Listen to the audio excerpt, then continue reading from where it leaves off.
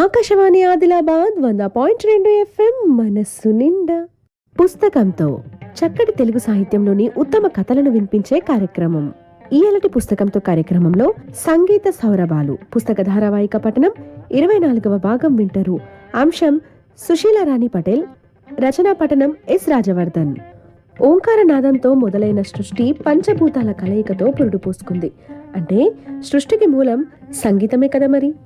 గసుంటి సృష్టికి మూలమైనటువంటి నాద ప్రసక్తితో మొదలుకొని హిందుస్థానీ సంగీతాన్ని కూడా పరిచయం చేస్తూ ఎందరో భారతీయ సంగీత విద్వాంసుల జీవిత విశేషాలను, వివరాలను పొందుపరిచిన పుస్తకమే సంగీత సౌరభాలు.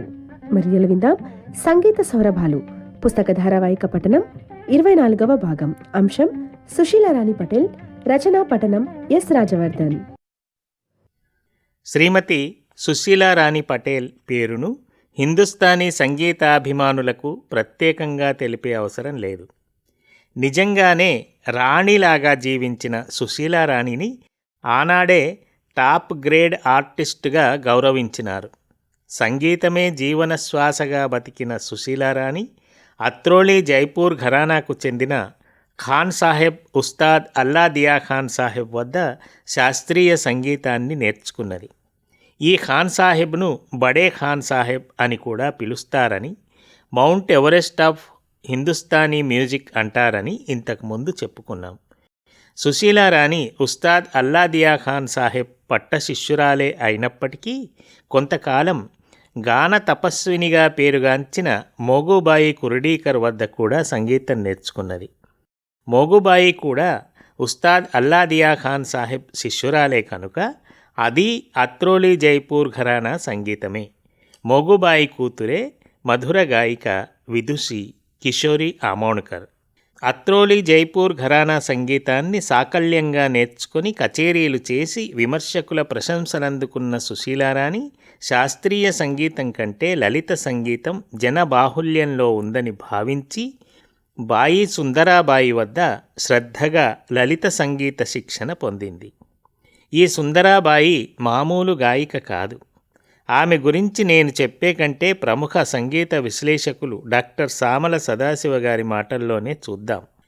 బొంబాయి ఆల్ ఇండియా రేడియో స్టేషన్ను విడిచి వెళ్ళబోతూ బుఖారీ గారు బాయి సుందరాబాయి వైపు చూసి, బాయి, ఎంతో కష్టపడి చాలా విలువైన హిందుస్థానీ సంగీతాన్ని ఈ స్టేషన్లో భద్రపరిచినాను. దీన్ని సురక్షితంగా ఉంచే బాధ్యత నీకే అప్పజెప్తున్నాను అని వెళ్ళిపోయినాడు. ఈ బాయి సుందరాబాయి కొంచెం స్థూలకాయురాలే గాని బహుముఖ ప్రజ్ఞగల గాయిక. ఖయాళ్ళు, ఠుమ్రీలు, దాద్రాలు, భజనలు, గజళ్ళు గొప్ప గొప్ప గాయికలు పాడినట్లే పాడేదట. అప్పటివి లైవ్ ప్రోగ్రాములు.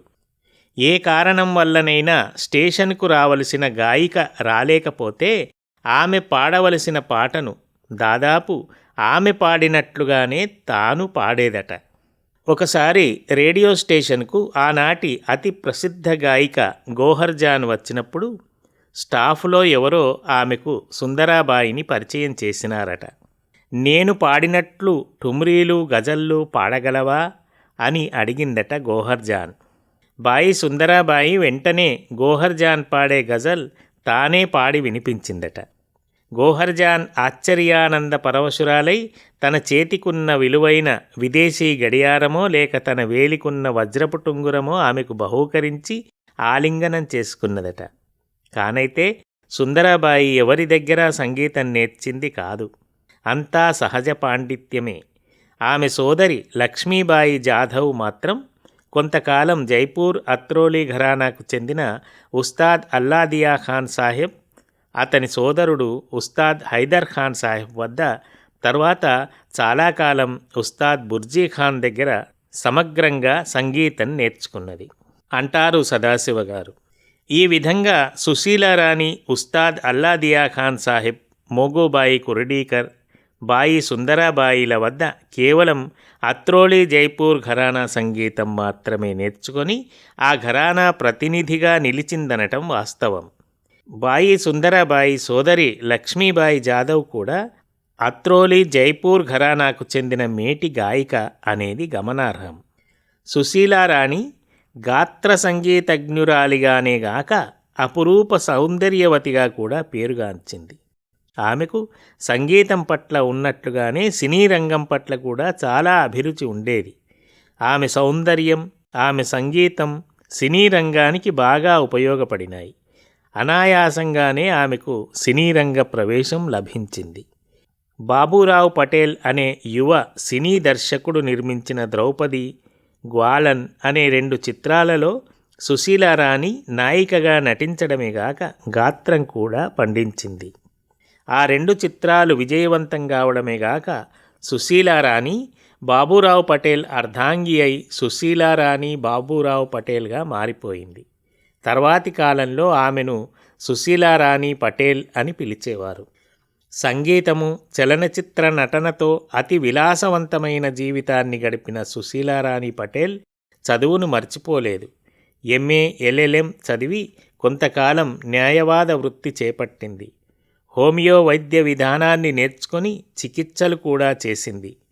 బహుముఖ ప్రజ్ఞాశాలి అయిన సుశీలారాణి తన భర్త స్థాపించిన ఫిల్మ్ ఇండియా పత్రిక బాధ్యతను కూడా నిర్వహించింది. పేరుకు బాబూరావు పటేల్ సంపాదకుడైనా ఆ పత్రికలో సింహభాగాన్ని విజయవంతంగా నిర్వహించిన ఘనత సుశీలారాణికే దక్కుతుంది. 1942 నుండి 1985 వరకు ఫిల్మ్ ఇండియా మాసపత్రిక అత్యధిక సర్కులేషన్ గల పత్రికగా అభివృద్ధి పథంలో నడిపిన సుశీలారాణి సినీ జర్నలిస్టుగా అవతారమెత్తి ఆ పత్రికను విజయవంతంగా నడిపింది. ఆ కాలంలోనే ఈ పత్రిక మదర్ ఇండియా అని పేరు మార్చుకున్నది. హిందీ సినీ రంగంతో అనుబంధం పెంచుకున్న సుశీలారాణికి ఆనాటి మేటి సినీ నటీ నటులతో ఆత్మీయానుబంధాలుండేవి. ముఖ్యంగా ఆనాటి అందాల నటి మధుబాలతో సుశీలారాణికి చాలా దగ్గరి సంబంధం ఉండేది. సుశీలారాణి తమ మదర్ ఇండియా మాసపత్రికలో హిందీ చలనచిత్రాలపై ప్రచురించే విశ్లేషణాత్మక, విమర్శనాత్మక వ్యాసాల ద్వారా ఆమె ప్రతిభను గుర్తించిన భారత ప్రభుత్వం సుశీలారాణిని కేంద్ర సెన్సార్ బోర్డు ప్యానెల్ సభ్యురాలిగా నియమించింది. ఆమె 1 దశాబ్దం పాటు ఆ పదవిలో కొనసాగి సినీ రంగ బలోపేతానికి నిర్మాణాత్మకమైన మార్పులను సూచించింది. ఆమె నిక్కచ్చితనం, రాజీ పడలేని మనస్తత్వం, ముక్కుసూటితత్వం వలన కొన్ని చిక్కులను కొని తెచ్చుకున్నది. ఆ రంగంలోని రాజకీయాలు, కుట్రలు, కుతంత్రాలు నచ్చక స్వచ్ఛందంగా ఆ పదవి నుండి తప్పుకొని తన సంగీతం, తన పత్రిక అనే ఈ 2 విషయాలే ఉచ్ఛ్వాస నిశ్వాసలుగా చివరి వరకు కొనసాగించింది. ఆ చివరి వరకు అంటే చిన్నదా, 96 సంవత్సరాల పరిపూర్ణ జీవితం ఆమెది. 1918వ సంవత్సరంలో జన్మించిన సుశీలారాణి 2014లో తమ 96 సంవత్సరాల వయసులో స్వర్గస్థురాలైంది. ఆమె శిష్యులు కలిసి ఆమె 93వ జయంతిని 2011లో జరిపినారు. ఆ కార్యక్రమం పేరు స్వర ఆలాప్. ఆ వయస్సులోనూ సుశీలారాణి పటేల్ ఒక తరాన ధాటిగా పాడి అందర్నీ ఆశ్చర్యపరిచింది. తర్వాత అందరూ ఆమెను ఘనంగా సన్మానించినారు. ఆమె శిష్యగణంలో పేరుగాంచిన గాయకులున్నారు. ముఖ్యంగా రాధికా సూద్ నాయక్, ప్రదీప్ బారోట్, రోణు మంజుందార్, సదానంద్ నయంపల్లి, ధనశ్రీ పండిత్ రాయ్, నిత్యానంద్ హల్దీపూర్ మొదలైన వారున్నారు. సంగీతం నేర్చుకోవాలనే కోరిక ఉన్నప్పటికీ ఆర్థిక పరిస్థితులు అనుకూలించని విద్యార్థుల కోసం ఉపకార వేతనాలు అందించడం, ఉచిత విద్యా వైద్య సదుపాయాలు కల్పించడం వంటి సామాజిక సేవల్లో కూడా సుశీలారాణి ముందుండేది. శివ సంగీతాంజలి పేరుతో ఒక సాంస్కృతిక సంస్థను స్థాపించి భారతీయ శాస్త్రీయ సంగీత సంప్రదాయాన్ని భావితరాలకు అందించాలనే సత్సంకల్పంతో పలువురు వర్ధమాన సంగీత కళాకారులకు చేయూతనిచ్చి వెలుగులోనికి తెచ్చిన ఘనత సుశీలారాణికి దక్కుతుంది. సంగీత విద్వాంసురాలిగానే గాక న్యాయవాదిగా సమాజంలో ఎక్కడ అన్యాయం జరిగినా గొంతెత్తి ఎదిరించింది. హోమియో వైద్యురాలిగా పేదలకు చికిత్స అందించి బహుముఖ ప్రజ్ఞాశాలిగా గుర్తింపు పొందింది.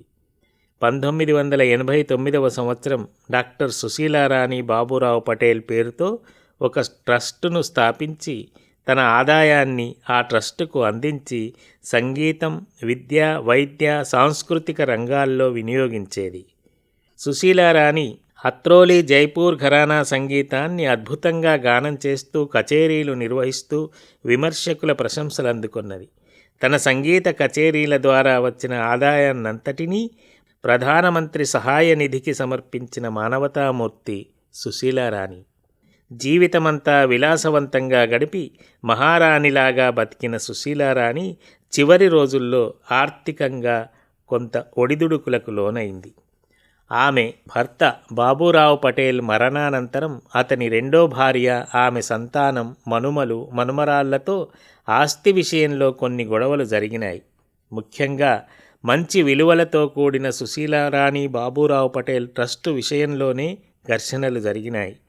ఆ ట్రస్ట్ లక్షలాది రూపాయల విలువైనదేగాక సుశీలారాణి ప్రాణప్రదంగా చూసుకున్న ట్రస్ట్ అది. చివరి వరకు ఆ ట్రస్టును కాపాడుకున్నది. ఆమె న్యాయశాస్త్ర పరిజ్ఞానం ఇక్కడ పనికి వచ్చిందన్నమాట. తద్వారా తమ శివ సంగీతాంజలిలో ఔత్సాహికులైన వర్ధమాన సంగీత విద్యార్థులకు సంగీతం నేర్పుతూ తమ 96 సంవత్సరాల వయస్సులో 2014లో గంధర్వలోకాలకు చేరుకున్నది ఈ విదుషి సుశీలారాణి బాబూరావు పటేల్.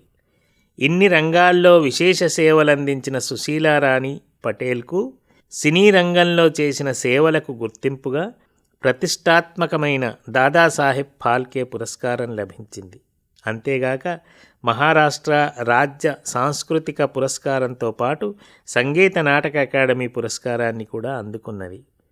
ఏది ఏమైనా విలువల కోసం పోరాడి ఎవరికీ తలవంచకుండా రాజీ లేని జీవితం గడిపిన మానవతామూర్తి సుశీలారాణి జీవితం ఈనాటి స్త్రీలకు ఆదర్శం అనడంలో సందేహం లేదు.